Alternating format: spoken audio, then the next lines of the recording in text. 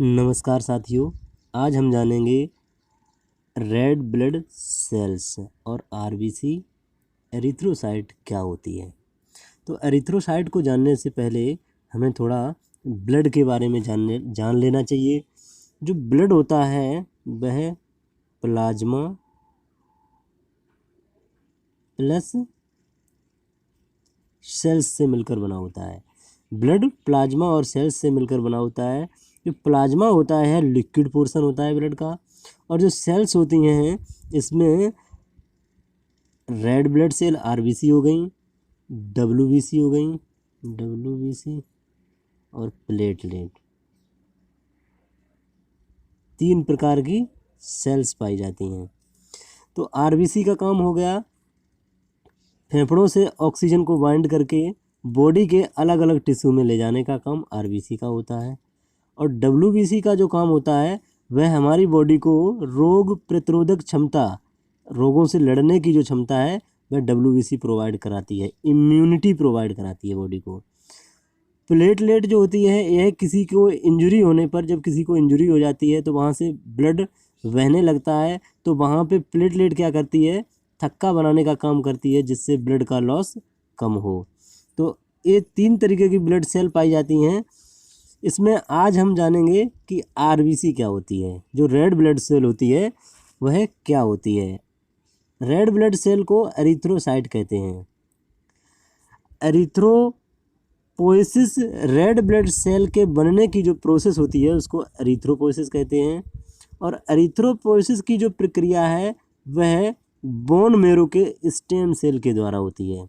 Bone marrow के stem cell के द्वारा होती है।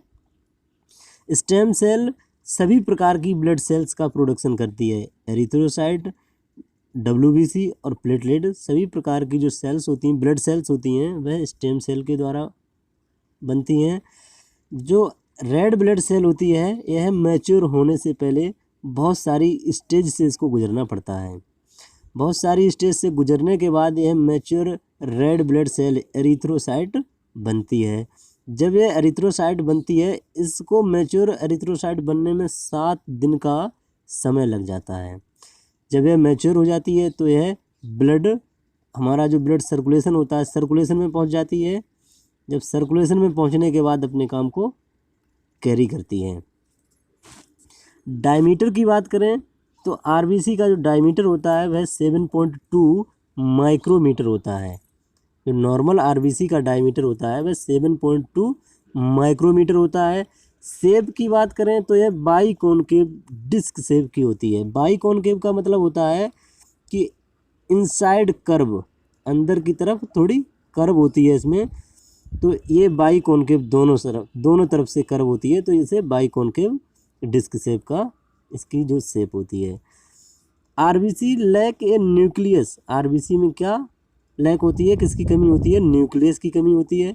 एंड अदर ऑर्गेनेल्स, जो सेल्स के अंदर, अदर सेल्स के अंदर जो ऑर्गेनेल्स पाए जाते हैं, माइटोकॉन्ड्रिया हो गई, इंडोप्लाज्मिक रेटिकुलम हो गए, और बहुत सारे जो ऑर्गेनेल्स होते हैं उनकी भी कमी होती है।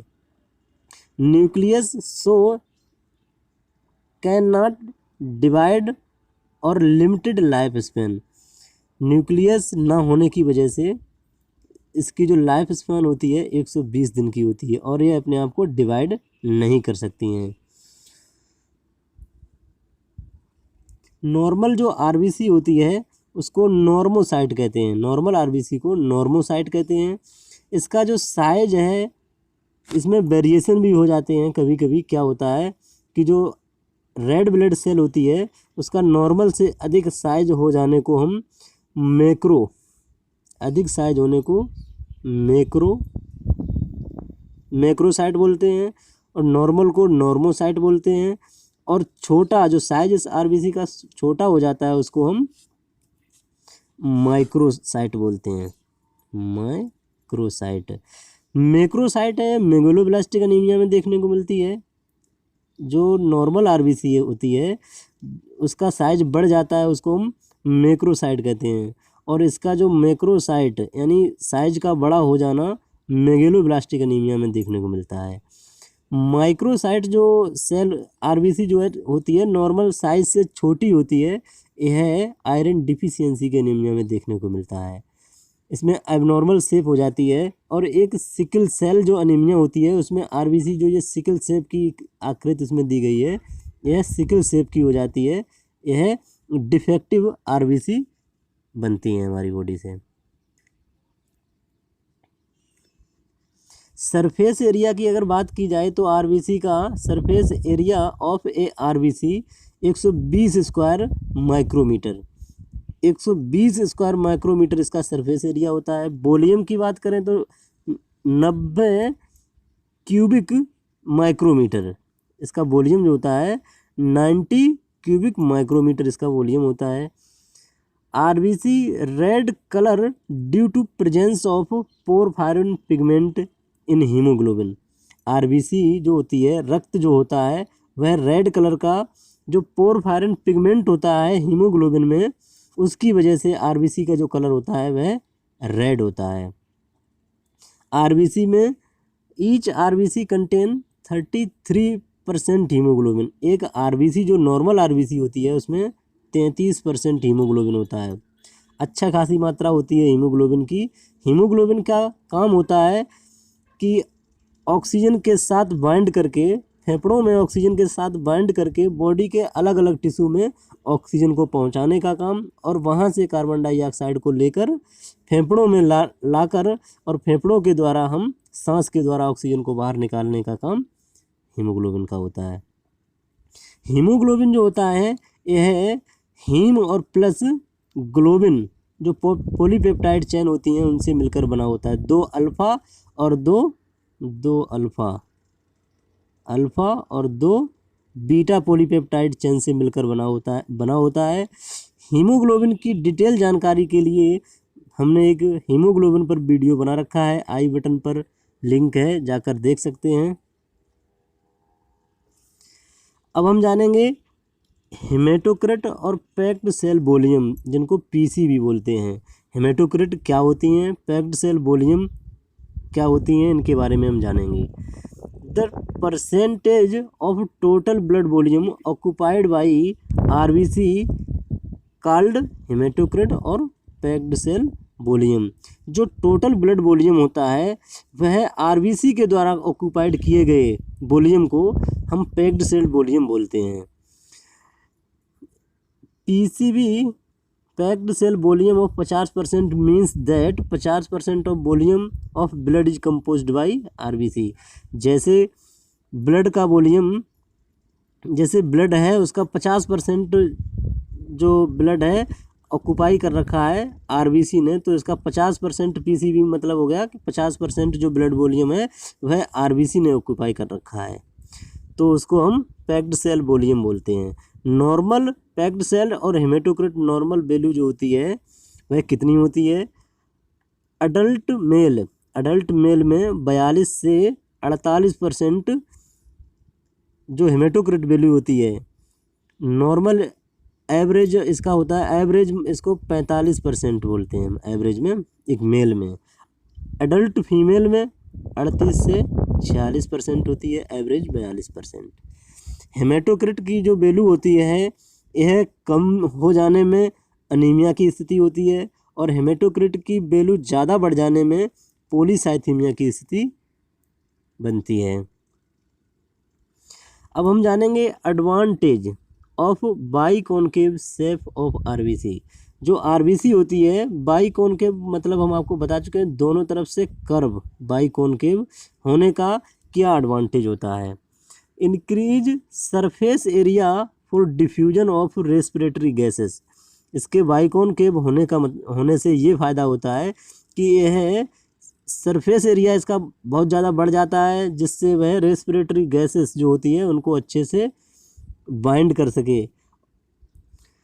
और दूसरा फ़ायदा, because of biconcavity RBC can squeeze.